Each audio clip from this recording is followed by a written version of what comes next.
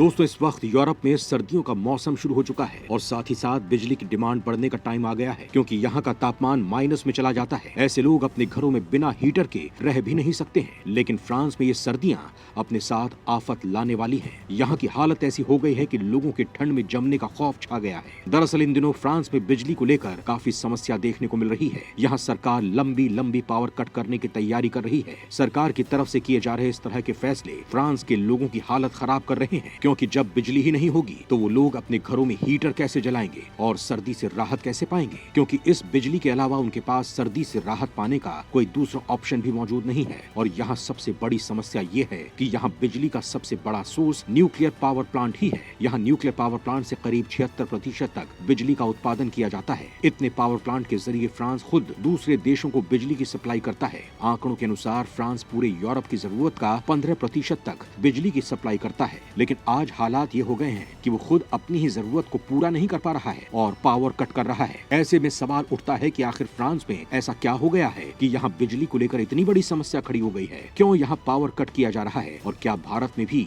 ऐसी दिक्कत खड़ी हो सकती है, ये सब हम जानेंगे इस वीडियो में। आप ये वीडियो अंत तक जरूर देखिएगा। दोस्तों फ्रांस के परमाणु बिजली घरों में कुछ समस्या चल रही है, इसीलिए हाल के महीनों में वहाँ बिजली का बिल बहुत ज्यादा बढ़ गया है। ऐसे में पड़ोसी देशों की बिजली कंपनियां अपनी बची हुई बिजली फ्रांस को बेच रही हैं। जाहिर है कि इसमें उनका भी मुनाफा है। जर्मनी के अर्थव्यवस्था और ऊर्जा विभाग में उप मंत्री पैट्रिक ग्राइशन का कहना है कि फ्रांस के केवल आधे परमाणु बिजली घर ही चल रहे हैं। यही वजह है कि जर्मनी, इटली और कुछ दूसरे देश फ्रांस को निर्यात कर रहे हैं। दोस्तों फ्रांस उन देशों में शामिल है जिनके पास सबसे ज्यादा न्यूक्लियर पावर है। यहाँ छोटे से देश में 56 न्यूक्लियर रिएक्टर्स हैं। ये अपनी डिमांड का 76% न्यूक्लियर पावर प्लांट के जरिए ही कर देता है। इस तरह से फ्रांस न्यूक्लियर पावर प्लांट पर बहुत ज्यादा डिपेंडेंट है। वहीं यहाँ यूरोप के बाकी देशों से इसकी तुलना की जाए तो यहाँ के ज्यादातर देश रूस पर एनर्जी के मामले में डिपेंडेंट थे। वहीं फ्रांस यूरोप की डिमांड का 15% सप्लाई करता था, जिसे वो न्यूक्लियर रिएक्टर्स के माध्यम से भेजता है। लेकिन अब यहीं पर बिजली की समस्या खड़ी हो गई है। बिजली की इस समस्या स्टेट कंट्रोल न्यूक्लियर ग्रुप की वजह से आई है, जो न्यूक्लियर रिएक्टर पर निगरानी रखती है, साथ ही न्यूक्लियर पावर प्लांट बनाती है। यहाँ फ्रांस में न्यूक्लियर प्लांटों की मेंटेनेंस की जानी है, लेकिन यहाँ न्यूक्लियर पावर प्लांट में खराबी होने के कारण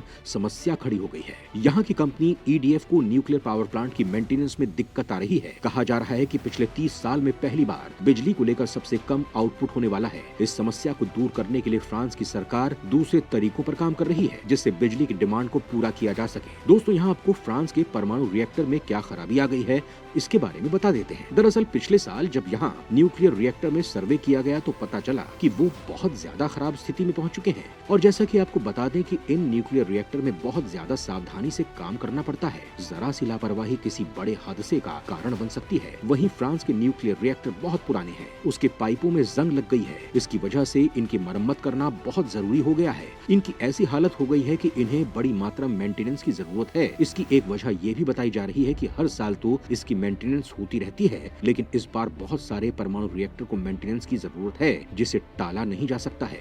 वहीं न्यूक्लियर रिएक्टर्स की मेंटेनेंस की वजह से इन्हें बंद रखा जाएगा, जिससे बिजली की सप्लाई में दिक्कत आएगी और यहाँ के लोगों को सर्दियों में बिजली की प्रॉब्लम का सामना करना पड़ सकता है। फ्रांस के न्यूक्लियर रिएक्टर में ये जो परेशानी आई है उसके पीछे का कारण ये भी है कि यहाँ की सरकार ने पिछले कुछ सालों से इस पर इन्वेस्ट करना भी कम कर दिया था, जिसकी वजह से इनके पास मेंटेनेंस को लेकर कई स्पेयर पार्ट्स तक नहीं है। इसके साथ ही फ्रांस के अंदर जो बिल्डर्स और न्यूक्लियर पावर प्लांट में जो वर्कर्स होने चाहिए उनकी भी कमी है, जिसकी वजह से फ्रांस में इन परमाणु रिएक्टर को मेंटेन करने में दिक्कत आ रही है और वहाँ पावर कट देखने को मिल सकती है। इन सभी समस्याओं को देखते हुए फ्रांस की सरकार ने दूसरे विकल्पों पर जोर दिया है। दरअसल दोस्तों न्यूक्लियर पावर प्लांट को वापस से शॉर्ट टर्म में वर्किंग में लाना मुश्किल होता है। ऐसे में वहाँ की सरकार लोगों से गुजारिश कर रही है कि वो ज्यादा से ज्यादा बिजली बचाएं। इसके साथ ही कई जगहों पर पावर कट भी किया जाएगा और ये सिलसिला तब तक चलता रहेगा जब तक इन न्यूक्लियर रिएक्टर के मेंटेनेंस का काम पूरा नहीं हो जाता। इसके साथ ही EDF कई तरह के रिक्रूटमेंट ड्राइव लेकर आ रही है, जिसके तहत लोगों को नौकरियों पर रखा जा रहा है। एक अलग से स्कूल सेटअप किया जा रहा है जहाँ इन वर्कर्स को ट्रेनिंग दी जा सके, जिससे वर्कर्स न्यूक्लियर पावर प्लांट में काम कर सकें। इसके साथ ही फ्रांस की सरकार 6 नए न्यूक्लियर रिएक्टर्स बनाने की कोशिश भी कर रही है, जिसके लिए $55 बिलियन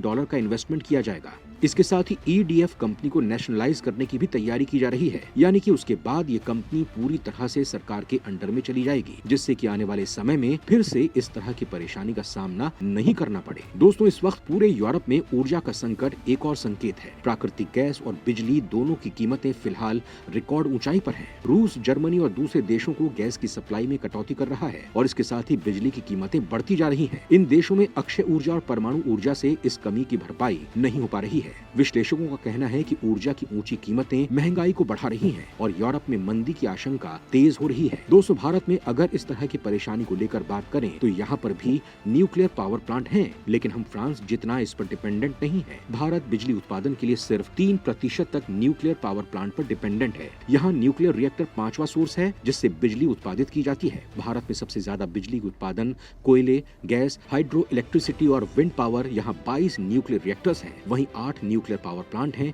ये उत्तर प्रदेश, राजस्थान, गुजरात, महाराष्ट्र, कर्नाटक, तमिलनाडु, मद्रास में स्थित है। वहीं भारत सरकार आने वाले सालों में 10 नए परमाणु रिएक्टर्स बनाने की योजना बना रही है, जिससे 8000 मेगावाट बिजली का उत्पादन किया जा सके। दोस्तों, साल 2010 में भारत सरकार ने प्लान बनाया था कि साल 2035 तक न्यूक्लियर पावर क्षमता को 63 गीगाबाइट तक पहुंचाया जाएगा, लेकिन ये मामला बहुत धीमा पड़ गया है। दरअसल इसके पीछे का कारण है कि साल 2011 में जापान में फुकुशिमा न्यूक्लियर डिजास्टर हो गया था, जिससे भारत में न्यूक्लियर पावर प्रोजेक्ट का विरोध किया गया। यहाँ महाराष्ट्र के Jaitpur nuclear power plant, Tamil Nadu के कुडनकुलन न्यूक्लियर पावर प्लांट में लोगों ने विरोध करना शुरू कर दिया था, जिससे यहाँ न्यूक्लियर पावर प्लांट का काम रुक गया, जिससे ये बात आगे नहीं बढ़ पाई और अब इसे धीरे धीरे आगे बढ़ाया जा रहा है। भारत में बिजली के उत्पादन को लेकर बहुत सारे ऑप्शंस हैं। अगर एक बंद होता है तो दूसरे से इसकी पूर्ति की जा सकती है और देश में इसी तरह की सप्लाई चेन होनी चाहिए। किसी एक ऑप्शन पर डिपेंड रहना कितना मुसीबत भरा हो सकता है, ये फ्रांस को देखकर लग रहा है और भारत इसे बहुत बड़ा उदाहरण लेकर अपने आगे की समस्याओं को दूर कर सकता है।